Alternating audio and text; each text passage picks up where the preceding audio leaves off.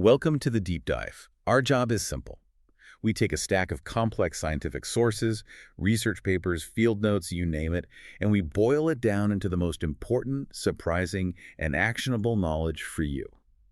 And today, we are wading into a classic ecological conflict. I mean, this is one that really defines the challenges of modern conservation. It's a situation where one success story, the recovery of protected predators, is actually creating a huge threat for another species that's already on the brink. Exactly. We're focusing on a really rigorous 3-year field experiment out of Scotland. The star of the show is the majestic capercaillie, one of Europe's largest grouse, and it is in rapid decline. And its nemesis, in this story at least, are these recovering populations of legally protected mesocarnivores. Things like the pine marten and the badger. Right, and our source material is a landmark study that evaluates a really cutting-edge, non-lethal way to try and resolve this tightrope walk. Okay, so here's our mission for this deep dive. We need to understand if this technique, it's called diversionary feeding, is actually scientifically robust. Can you really just give predators other food and, shift the population dial for the capercaillie away from extinction? It's a huge question because globally we are seeing these incredible wins in predator recovery. Think of gray wolves returning to their old ranges, for example. Right. And it's a sign of a healthier ecosystem. But these wins get really complicated when those recovering predators start targeting prey species that are already critically vulnerable. Yeah. We need solutions that are about coexistence, not just picking a winner. Okay, so let's unpack that dilemma first, because it is crucial context. We want the pine marten and the badger populations to be strong. That's a biodiversity success. Of course. But the capercaillie is a ground-nesting bird, which makes its nests just incredibly vulnerable targets for exactly those kinds of animals. Precisely. And in Scotland, the pine marten is particularly implicated as a major nest predator. Historically, the response to this kind of thing, a predator targeting a game species, has always been lethal control. Just removing the predator. Yes. But the source material makes it very clear why that traditional model just doesn't work anymore, or why it's not even legitimate in this kind of modern conservation conflict. So why is it a failure? Intuitively, if you remove the threat, shouldn't the capercaillie benefit immediately? The benefits are they're generally too transient, they're too short-lived to be effective in the long run, especially with these generalist predators. The key idea here is something called compensatory immigration and breeding. Okay, could you break that down for us? Certainly. So imagine a big landscape. If you remove predators from one small area, you immediately create a resource vacuum. An empty territory. Exactly. And individuals from the surrounding populations will quickly move in to fill that newly available territory. That's the compensatory immigration. On top of that, the predators who are left often increase their breeding success because there's less competition. So any reduction in predation pressure is just temporary. Very temporary, often just a few months before the population rebounds. So land managers are spending a lot of time and resources for what is essentially an annual reset. And I'm guessing legal protections make it even harder. Absolutely. The pine marten is a Schedule 5 protected species in the UK. So widespread culling is legally complex and socially unacceptable to a lot of people. It just increases the demand for scientifically robust, non-lethal options. Which brings us to this new strategy, diversionary feeding, DF. It sounds almost too simple. It is deceptively simple, but it's founded on solid behavioral ecology. It's the deliberate provision of an alternative food source, with the goal of diverting the predator's attention away from the species you're trying to protect. The idea being that an opportunistic hunter, like a pine marten, is going to be efficient. If you offer it a huge, free, easy meal, it'll take that overspending energy to find a well-hidden capercaillie nest. That is the core thesis, and they had good reason to believe it would work. Earlier, smaller studies on artificial nests showed an incredible result, an 83% reduction in nest predation with DF. But artificial nests aren't real nests. Exactly. That was the missing piece. You have to prove that this success translates into more survival and more babies for actual wild capercaillie. And that's what this 3-year experiment was all about. Okay, so let's get into the experiment itself, because the rigor here is what makes the results so compelling. This was from 2021 to 2023, deep in the Cairngorms Connect landscape. Which is home to Scotland's largest and most stressed capercaillie population. So how was it designed? The design was critical to avoid bias. They divided the landscape into these 1 square kilometer grid cells. And those cells were then randomly assigned to be either a control group, which was unfed, or a treatment group that was fed. But the really clever part was how they handled it over time, right? They didn't just feed the same spots every year. Precisely. To control for any natural differences between sites, maybe one spot just has better cover than another, they used a flip design. Flipped. Yeah. So an unfed control cell one year would be intentionally flipped to become a fed treatment cell the next year, and vice versa. This rotation isolates the effect of the feeding itself from any, static features of the landscape. That makes the results so much more trustworthy. Okay, logistics.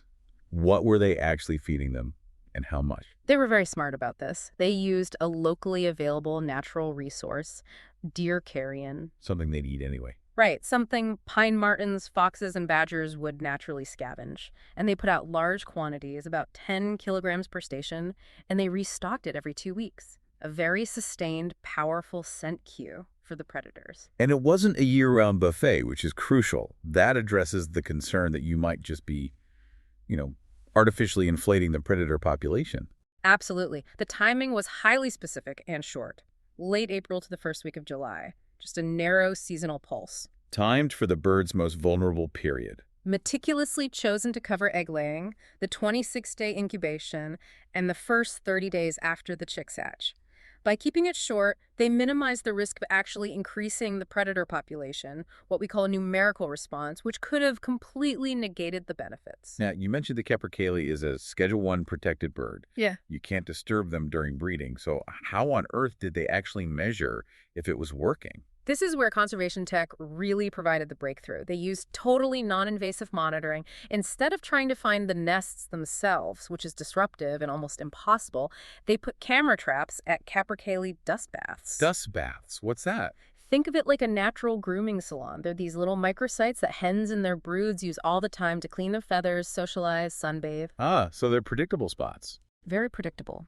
By monitoring them with cameras, they could get high-quality data without ever disturbing the birds.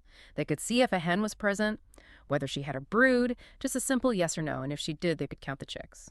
That's brilliant, turning a natural behavior into a reliable data point. Okay, so let's get to the findings. After 3 years of this, what was the biggest, most impactful difference that diversionary feeding made? It was an immediate, dramatic change in one single critical metric. The probability that a detected hen would successfully have a brood. That's the ultimate measure of whether her nest survived. Before you give us the numbers, let's set the baseline. What was happening in the unfed control areas? In the unfed areas, the situation was, well, it was truly dire. It reflects the crisis the species is in. The probability of a detected hen being barren, meaning she nested but lost her entire clutch to predation, was an absolutely staggering 84.8%. 85%. So fewer than 1 in 5 hens were successfully raising any young at all. Okay, so what happened in the areas where they put out the deer carrion? With diversionary feeding, that barren rate, it plummeted from almost 85% down to just 37%. Wow, that is a colossal shift. It's hard to overstate what that means in conservation. It basically proves the whole theory. It does. It shows that giving pine martens and badgers an easy meal significantly reduces their need to hunt for capercaillie nests. It translated the promise from those artificial nest studies into undeniable real-world productivity. So it's solving the problem of nest destruction. Conclusively, that's the major choke point for the population. But saving the nest is only step one. What happens after the chicks hatch? Did the feeding affect the survival rate of the chicks themselves? And this is a really crucial nuance. It defines the limits of what this intervention can do. The study found that DF had virtually no effect on the size of the brood or the rate at which that brood size declined over the season. Okay, so the predators were still taking chicks, but not the eggs. What does that tell us about which predators are doing what? It tells us that we're successfully taking the pressure off from the generalist mesocarnivores, the pine martens and badgers, who specialize in finding static, defenseless nests. But chick loss is a different ballgame. They're more mobile. They're mobile, and they're vulnerable to a much wider range of threats. This includes specialist aerial predators, like raptors, goshawks, for instance, who are not going to be influenced by deer carrion on the ground. And I imagine weather plays a role, too. Cold, wet springs. A huge role. The survival of newly hatched chicks is extremely sensitive to insect availability, which is their main food. So DF solved the nest destruction problem, but it didn't solve the later chick survival problem, which is governed by different ecological forces. Right, so let's look at the overall effect then. When you combine that massive increase in the probability of having a brood in the first place with the number of chicks that survived, what was the total productivity increase? The combination is where you see the real power. When they modeled both metrics together, the result was a 131% increase in overall predicted productivity. 131%. Yes. The unfed scenario showed a productivity of just 0.82 chicks per hen. With diversionary feeding, that rate soared to 1.90 chicks per hen. Okay, so a hard number, 1.9 chicks per hen. What does a jump like that actually mean for the population trajectory of a species that's basically disappearing? This is the population payoff. The researchers took those numbers and ran them through a population projection model. Without DF, the business as usual scenario, the capercaillie population was projected to decline annually by 9%. A slow but certain path to extinction. It is. And with DF. The growth rate shifted completely. The model projected an annual 10% increase in the population. That's a 19-point swing from a 9% decline to a 10% increase just from this one targeted, non-lethal intervention. That's extraordinary. It really puts the success in context. And what's more, that rate of 1.9 chicks per hen, that far surpasses what was previously thought to be necessary just to stabilize the population. Which was what? It was thought to require between 0.6 and 1.1 chicks per hen. This suggests the productivity they achieved with DGF is probably on par with historical highs, maybe from years when other natural prey, like voles, were just booming. Let's circle back to that concern among practitioners. Predator aggregation. If you put out a bunch of free food, won't you just attract more pine martens into the area, maybe causing other problems down the line? It's a very valid concern. But the data provides a strong counterargument. Remember, that 8-week feeding pulse was highly seasonal.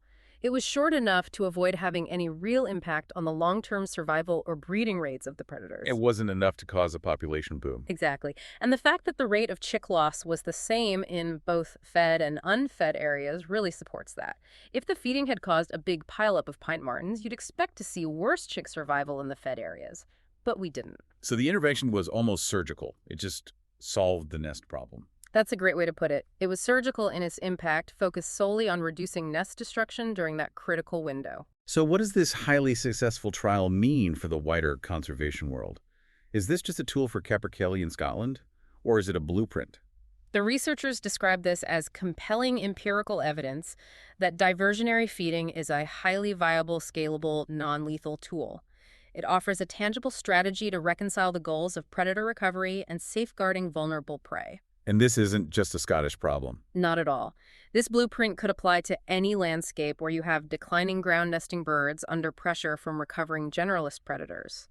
They specifically point to other parts of the capercaillie's southern range, like the Alps or the Pyrenees, where predation is also a major factor. It really moves the conversation away from lethal control and toward coexistence. It provides evidence strong enough to actually deploy this method more widely. Yes, a phenomenal outcome. It allows us to celebrate the success of predator recovery while proactively safeguarding vulnerable prey.